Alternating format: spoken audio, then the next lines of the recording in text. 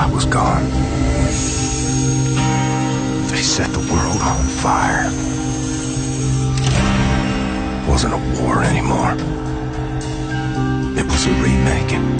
Hi guys, this is James from CVG and I'm here with Andy Kelly. Hello Andy. Hello. And we are here to talk Wolfenstein New Order. Yes. You've been away to play it. Yeah.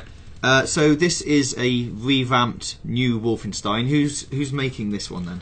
This is by Machine Games. That's a new studio that were purchased by ZeniMax, who own Bethesda, who are publishing this.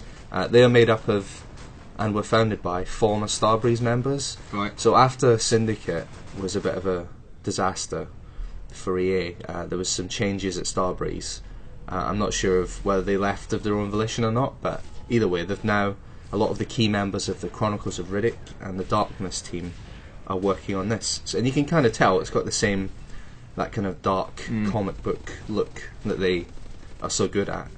And so yeah, that's pretty exciting that it's a new game from the makers of what I think were great Riddick and Darkness. Yeah, because the shooting in those games was pretty solid and it was pretty good. Yeah, so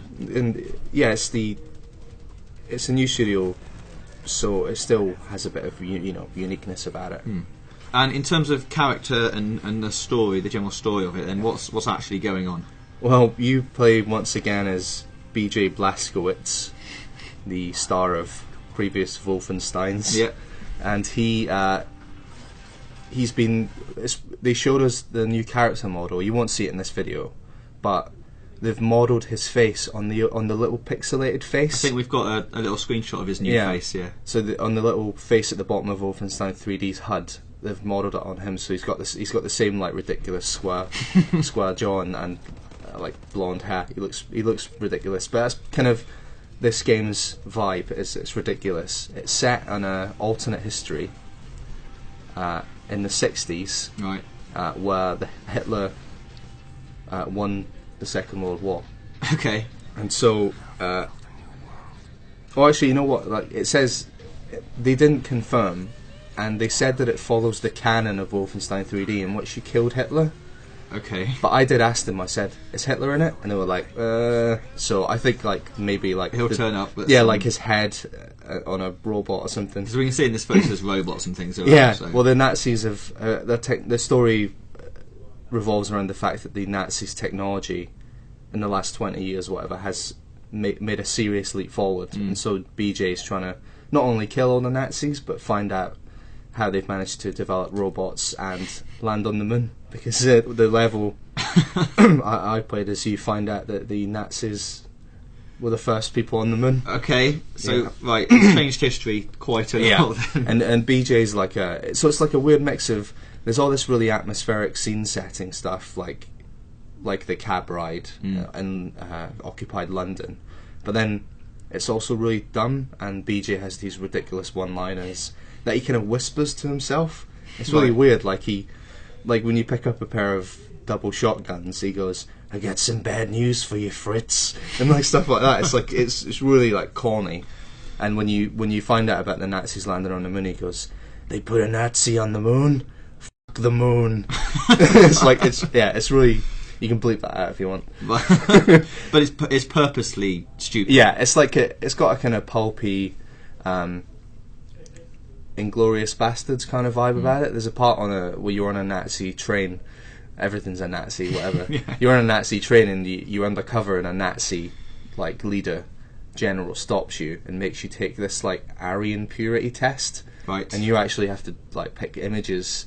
Like she puts two images in front of you and goes, "Which do you prefer?" And it's like skulls or blood or whatever. And it's like a kind of the character animation is amazing. It uses IdTech 5. Yeah, which is was used in Rage, but has since been improved because Rage had a lot of texture pop in and stuff like that. It's actually the first next gen quote unquote game I've played, because I played it on a high end PC. Yeah, with an Xbox pad, but the next gen version, it's been released on current gen and next gen, and it did look really impressive. It was really amazing. Really nice physics. The environment felt really dynamic, and it would fall apart and get like a whole shot in it. Just a really nice looking game, and super smooth as well. All right, let's briefly talk about the the firepower we've got, because some of these guns look quite impressive. Yeah. Well, the game is like an old school FPS. It's like it's an ode to the shooters of the late 90s. It's like Quake. So you're running around. You have to have shield and health pickups. There's a tiny bit of regen, but only a very slight amount. Right. So you're getting medikits and stuff. Yeah. So you're always scrabbling around for medikits. The weapons are just giant and ridiculous, and you can have double shotguns that are like fill up the whole screen, and they make such a loud sound. It's amazing. It feels really satisfying. The AI is really aggressive, and you've got this laser thing where you can. It's a mixture of solving puzzles, like by cutting chains and holes and stuff, but you can also make makeshift cover with it, which is pretty cool. So can you cut holes in like anything? Yeah, well, it's that kind of gamey thing where you can cut holes in anything as long as it's part of the puzzle. But it is like really, you can like cut shapes in real time into stuff. So you can cut rude shapes. If you're cutting access into a vent, you've got to cut a little shape out of it, so you can make it whatever shape you want. It's quite impressive tech, and like the little bit that you cut out falls off.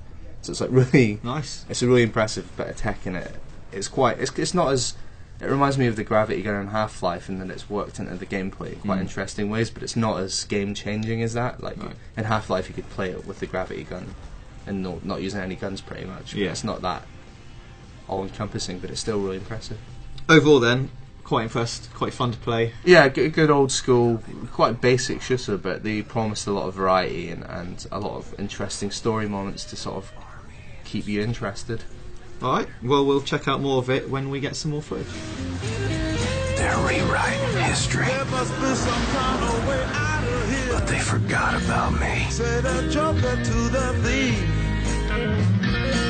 There's too much confusion. I can't get no relief.